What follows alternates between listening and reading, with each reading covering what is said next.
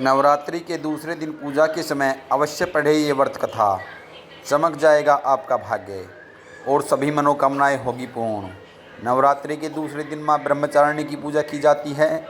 इस दिन उनकी कथा सुनना और उनका स्मरण करना शुभ माना जाता है। राधे राधे दोस्तों, मैं पुनीत कौशिक स्वागत करता हूं आपका मेरे यूट्यूब चैनल ज्योतिष ज्ञान केंद्र में।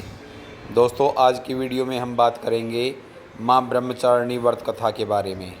नवरात्रि के दूसरे दिन माँ ब्रह्मचारिणी की उपासना भी की जाती है। आपको बता दें कि ब्रह्म का अर्थ होता है तपस्या और चारिणी का अर्थ है आचरण करने वाली, यानी तप का आचरण करने वाली देवी। माँ का यह स्वरूप श्वेत वर्ण का है। माँ ब्रह्मचारिणी की आराधना करने वाले व्यक्ति को लंबी आयु और सुख सौभाग्य के साथ आलस्य, क्रोध, स्वार्थ और ईर्ष्या जैसी दुष्प्रवृत्तियाँ दूर होती है। और वहीं अगर आप नवरात्रि के दिन माँ ब्रह्मचारिणी की पूजा अर्चना कर रहे हैं तो आपको ये व्रत कथा ज़रूर पढ़नी चाहिए। आइए जानते हैं इस व्रत कथा के बारे में। माँ ब्रह्मचारिणी की कथा पूर्व जन्म में ब्रह्मचारिणी देवी ने पर्वतों के राजा हिमालय के घर पुत्री रूप में जन्म लिया था। साथ ही नारद जी के उपदेश से भगवान शिव को पति रूप में प्राप्त करने के लिए घोर तपस्या की थी। इस कठिन तपस्या के कारण इन्हें तपस्याचारिणी अर्थात ब्रह्मचारिणी नाम से जाना गया। 1000 वर्ष तक इन्होंने केवल फल फूल खाकर बिताए और 100 वर्ष तक केवल जमीन पर रहकर शाक पर निर्वाह किया।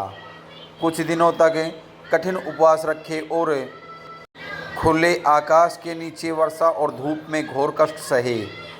3000 वर्षों तक टूटे हुए बिलपत्र खाए और भगवान शंकर की आराधना करती रही। इसके बाद तो उन्होंने सूखे बिलपत्र खाना भी छोड़ दिया।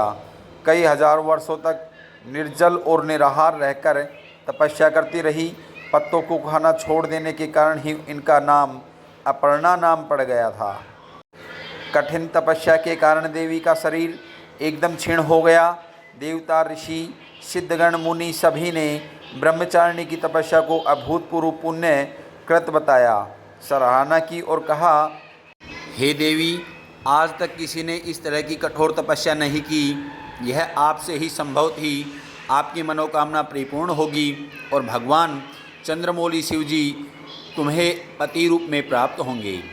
अब तपस्या छोड़कर घर लौट जाओ, जल्दी आपके पिता आपको लेने आएंगे। माँ की कथा का सार यह है कि कठिन संघर्षों में भी मन विचलित नहीं होना चाहिए। माँ ब्रह्मचारिणी देवी की कृपा से सर्व सिद्धि प्राप्त होती है। दोस्तों, आपको हमारी जानकारी कैसी लगी?